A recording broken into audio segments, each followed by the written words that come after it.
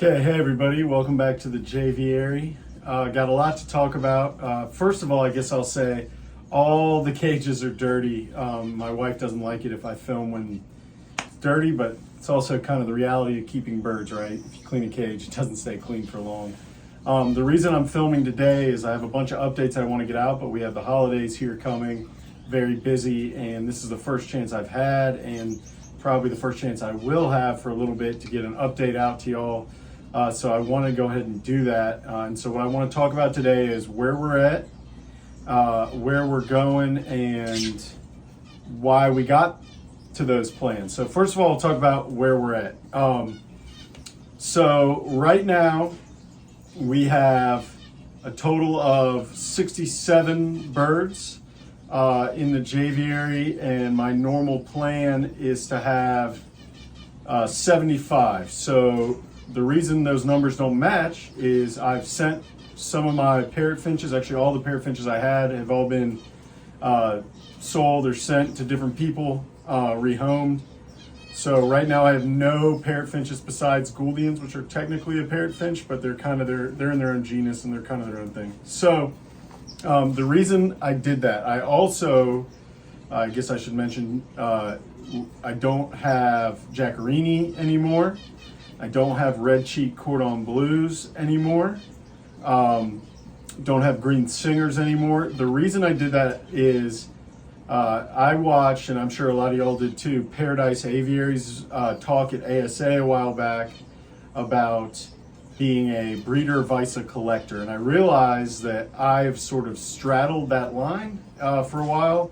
And I want to do more. I want to contribute to aviculture in the United States more. So I've decided I'm going to go more in the direction of a breeder. If you followed the Instagram, you've seen a lot of new birds coming in.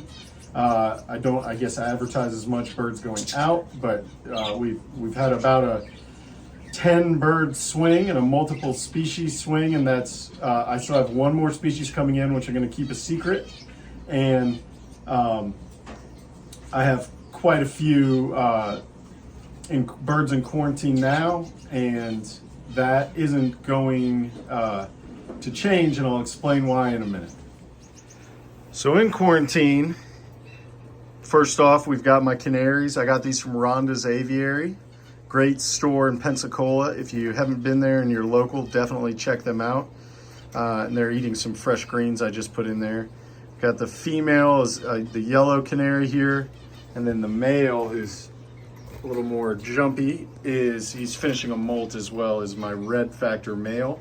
Really excited to see what I can produce from them moving forward.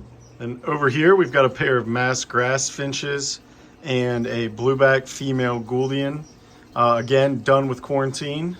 And the reason that I haven't put these birds in yet is because tomorrow and the next day, right here at the end of December in the States, we have a hard cold snap coming. They've declared states of emergency and the sky is falling. But what that means, all the birds are going to have to come inside and into my indoor area, and I'm going to run both heaters in here and close this window.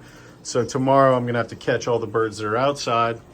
And then the last birds in quarantine here, we have this female redhead, and I've gone ahead and paired her up while we're in quarantine with this male so that they can get to know each other. And then everybody else is still out here. But that is going to change. See the heat lamp that I keep out here, but that is going to change tomorrow. I'm going to catch all these birds and they're all going to go in there. Door's going to shut. And for about 4 days, we're going to keep everybody inside. I don't normally have to do this. We don't normally get weather this cold. But just in case, I want to make sure everybody stays healthy. I've also, and you just got a good shot of it on the quail down there, and I'll see if I can show it on any of the finches. I've started banding, yeah, there's some good views of it, all my birds. There may be some new regulations coming into effect next year in the United States. And also it's just a good idea for me moving forward as I'm going to become more of a serious breeder to keep track of who's who in the zoo, as they say. So as a general rule, all the males get a blue band, like here on one of my starfinches. And all the females, there's another male in my masquerade, all my females get a pink band, which you can see on my female zebra hiding back there. And then for subsequent generations, I'll do different colors. Now, of all my birds, which again, almost 70 right now, the only two that I could not get to wear their bands were my Bork's parrots. So I've just put their bands on the outside. I put them on, both of them, and they both got them off within 30 seconds. It was pretty amazing to watch. Say hi, Bandit. There's my buddy Bandit. You say hello? Bandit does talk, but he's definitely camera shy. Most of the birds are molting right now, which is great. That's what we want. There's Smokey up there. This is the winter time. This is when we want a molt to happen, and most of them are doing it. You can see some pin feathers there on Bandit's face. The only birds that are doing anything other than molting right now are my weavers, and if I can get it to focus, now that they've got this new cage, which we'll go ahead and talk about, you can see here they've started to work on this plant.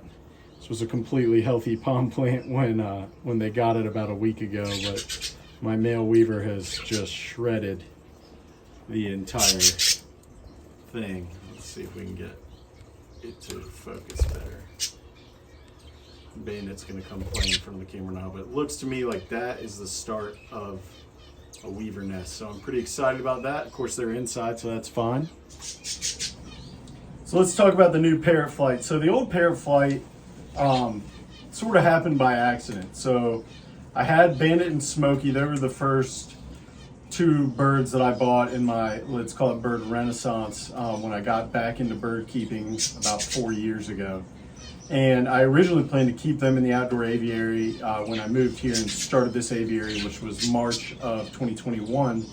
And that went fine for a while, but when I started getting into breeding and everything, of course, a lot of experienced bird keepers know this, that was sort of wishful thinking on my part. Bandit is pretty destructive. They're loud, they're boisterous, and it was tough on the other birds. So I built in this corner a cage for them. If you've ever seen old videos, that used to be here. And then I added on to it when I got the Borks. And then during the breeding season, the budgies and the Borks didn't do well, so I ended up putting a kind of a temporary divider in it. So now I've torn that all out and I've built them this new cage. So it's 8 feet long, 30 inches deep, and 5 feet tall. So it's a nice big cage. And it's got a couple extra cool features. So for one thing, I built in this door. So if I want to, I can divide off just this section, which is about 3 feet, and I can keep everybody over here except for the Borks. Split that up as needed. Again, very messy in here. Great big doors, and just a much better flying experience. We've finally got greenery in here. We've got, they've got a lot more room to fly back and forth, and I can already tell much happier birds, so I love it. Okay, so moving forward, what does all this mean? So we're gonna get through this cold snap, which I'll definitely post some video of that on my Instagram. That'll be interesting. We really rarely get below freezing, below 0 Celsius, 32 Fahrenheit here.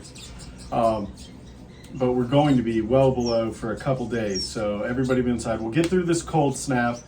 And then I've got another pair of gold breasts coming in. I've got another pair, again, a surprise bird that I've never had before, and they're very rare in the States and really everywhere coming in. And then all the birds we've already got, we've adjusted the numbers. So for instance, I used to have 1 pair of masked grass finches.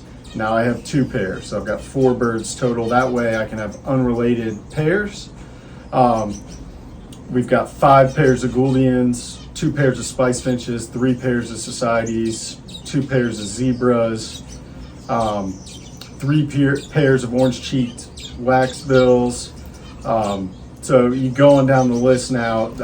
The only pairs of birds that'll have 1 pair of will be the canaries, which are just fine in aviculture, and I just kind of wanted to keep some canaries.